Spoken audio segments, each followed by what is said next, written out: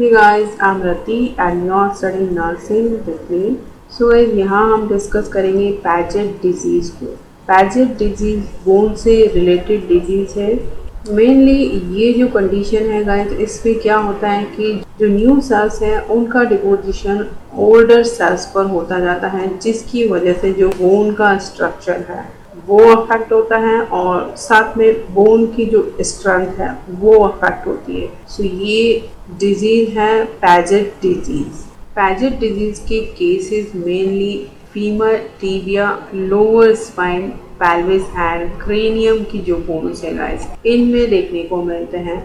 Padget disease का जो cause है वो अननोन है गाइस, बट कुछ स्टडीज़ है जो ये सजेस्ट करते हैं कि पैजेट डिजीज़ वायरस इन्फेक्शन की वजह से होती है और इनमें जो वायरसेस इंक्लूड हैं वो है मीजल वायरस या respiratory सिंस्टियल virus, canine distemper viruses. तो ये कुछ वायरस हैं जिनकी वजह से पैजेट डिजीज़ का डेवलप होना सजेस्ट किया हुआ है। पैजेट डिजीज़ जैसे जैसे एज बढ़ती है गाइस, पैजेट डिजीज़ के जो केसेस हैं या फ्रीक्वेंसीज हैं वो इंक्रीज होना शुरू हो जाते हैं। पैजेट डिजीज़ मेनली कॉमन है मेल्स के अंदर in compare of women's. And शुरुआत में जो केसेस हैं पैजेट डिजीज़ के वो एसिम्प्टोमेटिक रहते हैं गाइस। 10 to 20% जो केसेस हैं वो एसिम्प्टोमेटिक रहते हैं और जब हम एक्सरे करवाते हैं बोन्स का तो वहाँ पर बोन का एक्सपेंशन दिखाई देता है और जो डेंसिटी है वो भी इंक्रीज दिखाई देती है।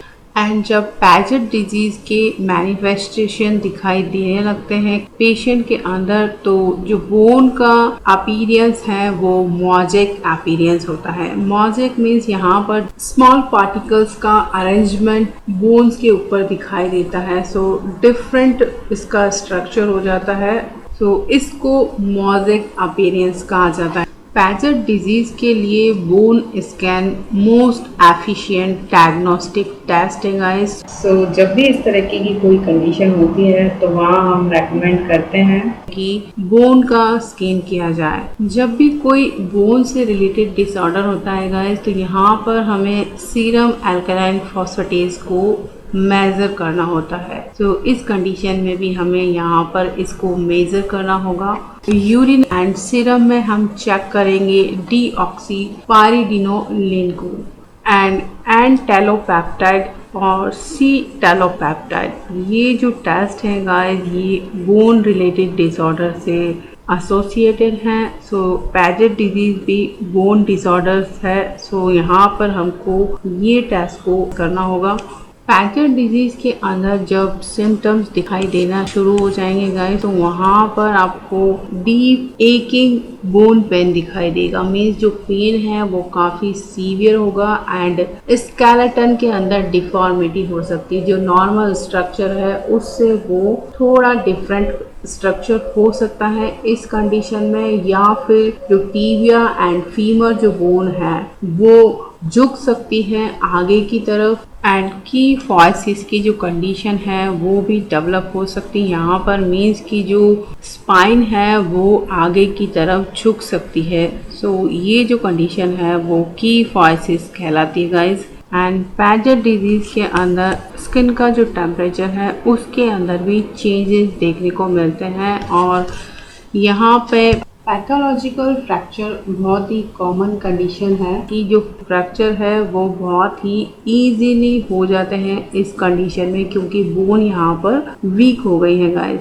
एंड अगर ये जो डिजीज़ कंडीशन है उसकी वजह से कोई नर्व कंप्रेस हो रही है गाइस, तो वहाँ पे आपको वर्टिगो का साइन देखने को मिलता है। वर्टिगो की कंडीशन में पेशेंट को डिजीनेस फील होती है और ऐसा लगता है उसे कि जैसे वो घूम रहा है। सो इस कंडीशन को वर्टिगो कहा जाता है और ये यहाँ पर हो रहा है किसी नर्व के कंप्रेस होने की वजह से एंड नर्व कंप्रेशन की वजह से हियरिंग लॉस भी हो सकता है गाइस, या फिर टिनिटस एंड ब्लाइंडनेस की कंडीशन भी डेवलप हो सकती है। पैजेट डिजीज कॉमनली एसोसिएटेड है रूमेटॉइड आर्थराइटिस के साथ। ये जो कंडीशन है इसमें इन्फ्लामेशन हो जाता है जॉइंट्स का, और मेनली इसमें जो जॉइंट अफेक्टेड होते हैं गाइस वो हैंड्स के एंड लेग्स के जॉइंट्स होते हैं। तो ये कंडीशन है रूमेटॉइड आर्थराइटिस। नेक्स्ट कंडीशन है स्पॉन्डिलाइटिस। स्पॉन्डिलाइटिस वो कंडीशन है गाइस जिसके अंदर इन्फ्लामेशन हो जाता है स्पाइन का, और इसमें मेनली जो लार्ज जॉइंट है वो अफेक्ट होते हैं। सो ये जो कंडीशन है वो भी एसोसिएटेड है पैजेट डिजीज के साथ। एंड गाउट की कंडीशन में यूरिक एसिड का डिपोजिशन होता है गाइस। तो यहाँ पर भी जॉइंट्स के अंदर इन्फ्लामेशन एंड सीवियर पेन की कंडीशन फॉर्म होती है। सो ये डिजीज़ भी एसोसिएटेड है पैजेट डिजीज़ के साथ। पैजेट डिजीज़ का मैनेजमेंट हम एनसेट्स के थ्रू करते हैं गाइस, क्योंकि एनसेट जो ड्रग है वो पेन प्लस इन्फ्लामेशन दोनों को रिड्यूस करती है। सो यहाँ पर आइब्रूफिन का जो रोल है वो काफ़ी इम्पॉर्टेंट रोल होता है, क्योंकि ये एक एनसेट की कैटेगरी में आती है। और जो दूसरी ड्रग है वो है COX-2 इनहिबिटर्स। COX जो एंजाइम है वो रेस्पॉन्सिबल होता है इन्फ्लामेशन एंड पेन के लिए। सो यहाँ पे हमें स्पेसिफिक COX-2 इनहिबिटर्स ड्रग को यूज़ करना होता है, लाइक सेलेबकॉक्सिक को हम यूज़ कर सकते हैं, और साथ में हीट थेरेपी को दे सकते हैं या फिर मसाज भी दे सकते हैं इस कंडीशन में।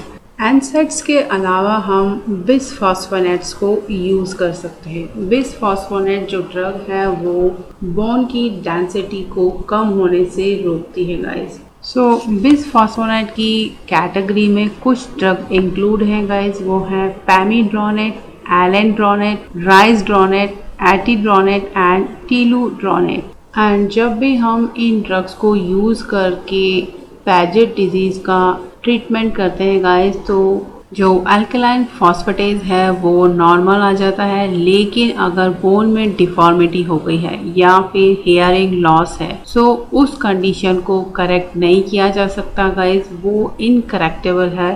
सो ये टॉपिक हमारा यहाँ पे कंप्लीट होता है गाइस। आई होप कि ये आपके लिए यूजफुल रहेगा फॉर योर अपकमिंग एग्जाम।